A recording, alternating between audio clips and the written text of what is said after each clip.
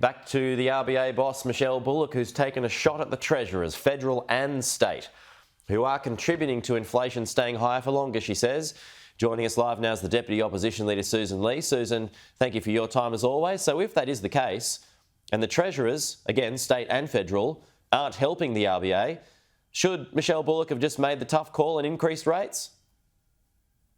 I'm not here to give the RBA advice, but what Michele Bullock has confirmed, Pete, is that Australians will be facing a tough Christmas. Yes, there's been a reprieve for now, but it's not going to help with the rising prices that are hitting the pockets of every household and small business.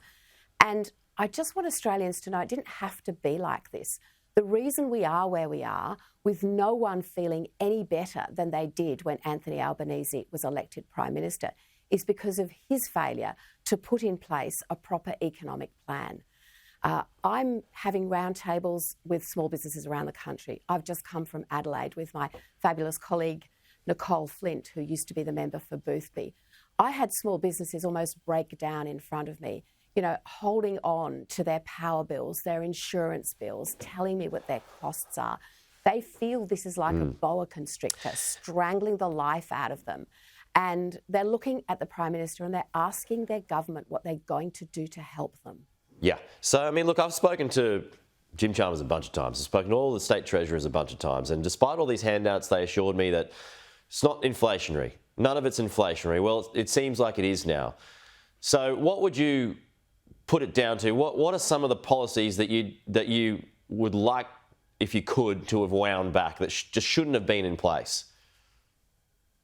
Affordable energy is hitting people the hardest, I think, consistently across this country. I'm seeing it everywhere I go.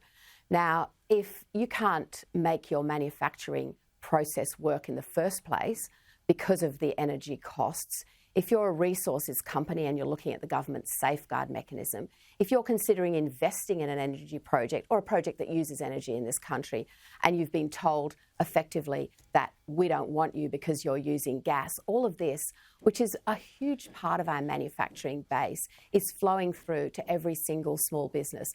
We'll cut red tape too, Pete, because that, as we know, is strangling households across this country. And of course, we'll have a back to basics economic plan, because wasteful spending by this government is adding to inflation and helping to create the problem.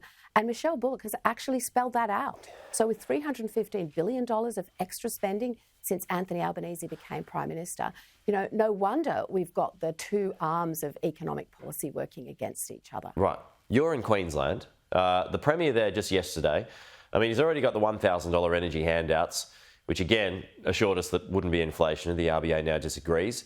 But he's put up this uncosted plan to buy up a dozen service stations. Thoughts on that? Well, it's wonderful to be in Queensland. It always is. I've been confronted by one of the most desperate economic policies I think I've ever seen. It comes out of the state of Queensland and the party of Jim Chalmers. I think Queenslanders deserve a lot better than this. And I don't know where to start with this one, Pete, but it is quite clearly crazy. It will probably end up pushing up petrol prices and costing taxpayers more. So we know how hard David Crisafulli and his team are working in Queensland, and I just can't wait for that election to roll round in October and change the government in Queensland. All right, we'll leave it there, Sussan Ley. Thank you.